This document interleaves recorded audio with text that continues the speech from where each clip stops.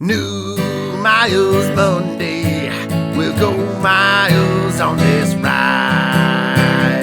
New Miles Monday, with some miles on the side.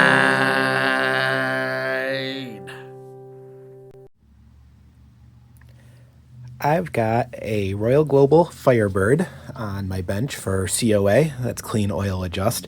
But it's not just any Royal Global Firebird. This is actually the first Firebird that I ever sold. It was to a student who was attending Crane at that time. He's now a successful band director in the Syracuse area, and he's even teaching my niece clarinet these days, which is pretty cool. But yeah, I just got his clarinet in for clean oil adjust, and it's really interesting to take it apart, see how it's holding up. It's holding up very well. And to see all the little design tweaks that Royal Global has done over the years since first introducing this model. So I'm just going to go over a couple of those real quick, as well as a couple other features that it still has to this day that haven't changed. So first, it used to come with the adjustable barrel, their Polaris barrel. This is still available. It just doesn't come with it. You would have to buy this aftermarket. It comes with a more traditional setup of two fixed barrels, a 65 and a 66. Personally, I always loved these things, and it's still one of my favorite barrels. I just love how it's a bunch of different barrels in one. I'd say, oh, cool, 64 to 68 millimeters that it can adjust, and that's the shortest you can make it to the longest you can make it. They're like, oh, cool, I get a 64 barrel, a 65, a 66, a 67, a 68. Wow, 5 barrels in one. You actually get way more barrels than that because you don't have to stop at just a whole millimeter marking. You can do 64 and a half, 65, 65 and a half. If that's not dialed in enough for you, you can do quarters. And it's set up so that like a quarter turn in the center will equal a quarter millimeter. So it's really well designed. So you've basically got infinite number of different lengths within the 64 to 68 range. So still one of my personal favorites, still available. It just does not come with any of the Royal Global clarinets anymore.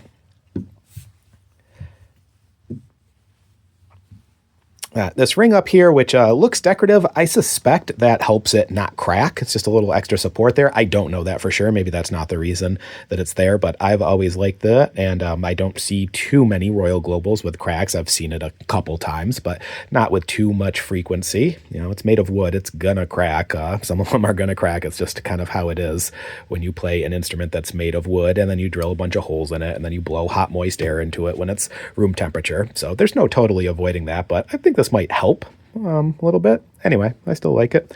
Rose gold posts versus silver keys. The gold posts and silver keys, man, it's still in to this day. Then you might notice all those little bumpies coming out of the instrument. Ton of them over here. So as a repair technician, I really dig that because you've got those instead of key corks. You know, you might look at this trill key like, oh my gosh, the key corks there is usually a cork or felt, and it's missing on this one. Well, it actually doesn't have one. You don't need it because it just hits these bumpers right there. So that's kind of nice. One less thing to wear out. Backside, got even more rose gold. Actually, the thumb tube even is rose gold. Once in a while, I'll switch out tubes if I get one that's rose gold or just like 24K gold plated. That can kind of mellow out an otherwise harsh open G for some reason. So I kind of like when they're no matter what the rest of the keys or posts are made of, I kind of like when you've got gold or rose gold for the thumb tube. I've only seen that, been able to hear that difference a couple times, but you really could hear it. So some players, hey, that makes a difference. So I dig it. You've got, of course, the B flat vent key right there. There's a little hole right there that will actually open from that teensy tiny pad right there. Opens up. So your pinch B flat, your throat B flat, that improves that a bit. That's kind of a nice feature.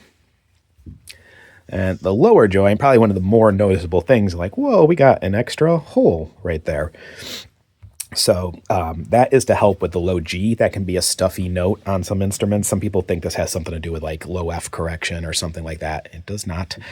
So this is going to be under what ends up being a double FC key right here. They kind of take a page out of some bass clarinet books. So you've actually got an extra smaller hole there that just makes that low G just less stuffy. Some other manufacturers will try to combat that by like shaving off a little bit of wood here, so it just lets the air escape with a little bit more efficiency. This is Royal Global's take on it, and this is just on their Firebird model. Any of their lower model clarinets do not have this feature. But yeah, you got a double FC key right there, so make a nice more free blowing low G, because right, you got cover all the holes. So you're playing low G, so what holes is the note going to come out of? It actually comes out of underneath where the FC key would be. You see, when you got 3 posts over here, you know you've got a left hand A flat, E flat lever. That's always a nice feature for sure. And then just a couple things that I would do differently personally. Actually, let's just talk about the pads real quick. So this comes with Valentino greenback pads. They switched out of using these quite a while ago. When they first came out, that's what was in the Royal Global. And if you know me, I love a synthetic pad, so I was really happy to see that. They currently use white leather pads on the instrument, which would not be my top choice. It wouldn't be my last choice though either. I'm usually pretty happy when a manufacturer just chooses something other than traditional felt pads, and so as long as we don't have those, I can live with that for sure. I also wouldn't go black with it. I would go with a black one, I should say. I don't want the white ones, just because get dirt and oil gets on there, it just makes it look yucky. I kind of like when it's black. I know that's not as traditional. But I do like just how it looks better, and it just doesn't make the pad look dirty when it's hitting an oily piece of wood. It's going to get us a little bit of oil color on the pad eventually. And they use on the spots where there is where they do have to put key corks, they use natural cork. Now that's okay in some spots. Sorry, had to pause real quick there. Somebody came in the store. Key corks, right. So natural key cork right there. Not a big deal on something like this, the E flat, B flat key. That's just contacting a post. There's no sliding action, so natural cork is usually okay for that. Other spots where it slides, though, I don't love the natural key cork.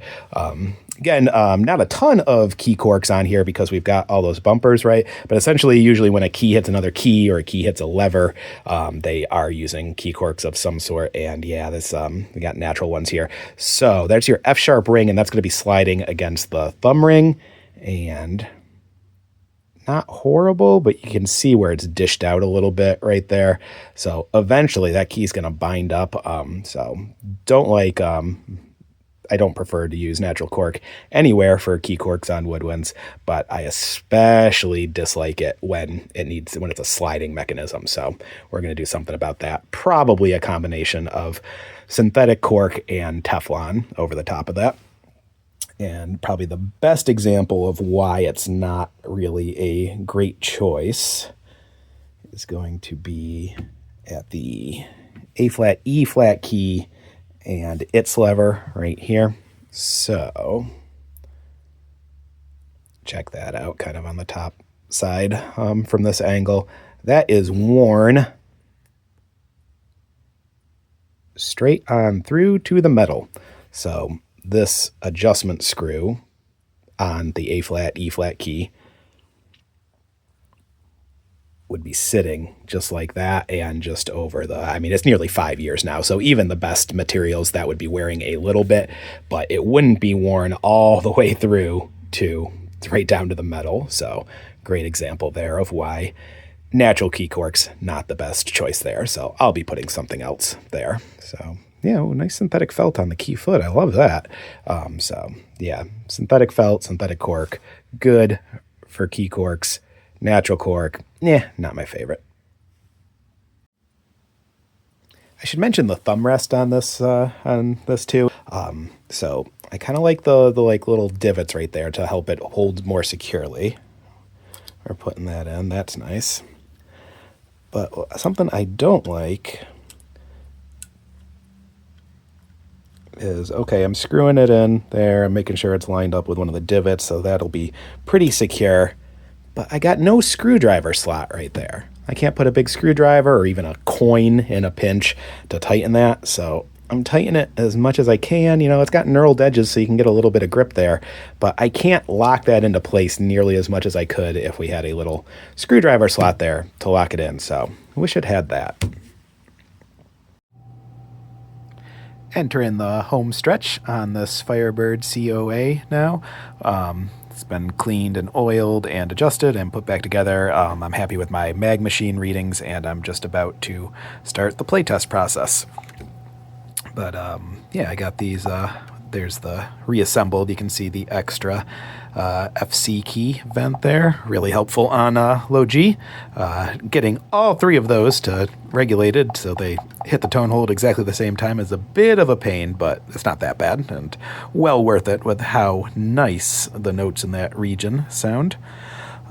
Replaced some natural corks. I did end up going ahead and replacing the natural cork on the E flat, B flat key, even though it's not a sliding mechanism. You might have noticed that key in the first video was also quite bent. So yeah, I got that straightened out. So it's not running into the keys next to it, hitting the post as it's supposed to, and still getting maximum key height. So we don't have any stuffiness in that area. Yeah, it was more damage than I first realized, but we got it all sorted out. And more synthetic corks for worn and missing corks in this region. The bridge key was completely missing its key cork right there, so that's got some synthetic cork there. But yeah, just wanted to show it to you all back together, reassembled. You can see the extra vent key right there. So that opens when the register key is open. However, if the register key and the thumb ring are both being hit, then it closes it back down. Hopefully you can see that. It doesn't open very much. It's kind of hard to see, but see how it opens with the register, closes with the thumb, and it also should be closed when nothing's being pressed. But yeah, great instrument. I've always really liked these. I'm very happy with how well this one has held up over the 4.5 years since the person purchased it. I'm really happy with the updates they've done on it. It's a really nice instrument. Would definitely recommend checking it out if you're looking for a B-flat, professional B-flat clarinet in the $5,000 or so range. Thanks for watching. New miles Monday, we'll go miles on this ride. New miles Monday, with some miles on the side.